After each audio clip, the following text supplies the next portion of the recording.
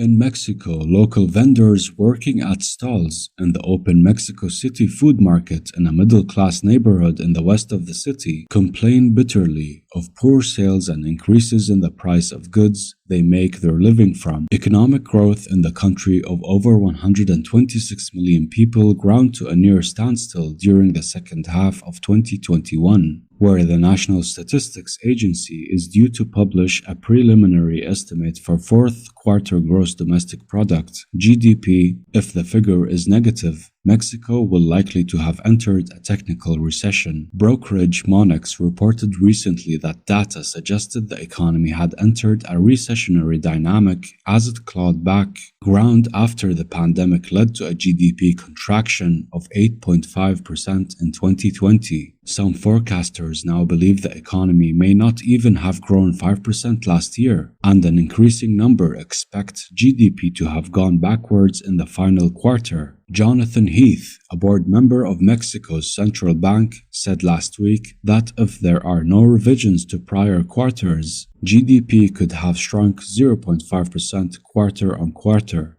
GDP had gone negative even before the pandemic began, and worries are growing that the $1.3 trillion economy could be smaller when President Andrés Manuel López Obrador's 6-year term ends than it was when he took office in December of 2018. U.S. economic growth in 2021 outpaced that of Mexico, where the tepid economy could encourage more people to migrate and try their luck in the United States. Obrador has prioritized assisting Mexico's poorest, and analysts said his welfare schemes have helped offset the pandemic's impact at the lower end of the spectrum. But he has also unsettled investors, accusing companies of conspiring with past governments to bilk taxpayers and trying to renegotiate their contracts. Gross fixed investment levels are about 16% lower than when he was elected in July of 2018. This month, López Obrador said the worst of the pandemic has passed and the economy was on the right track.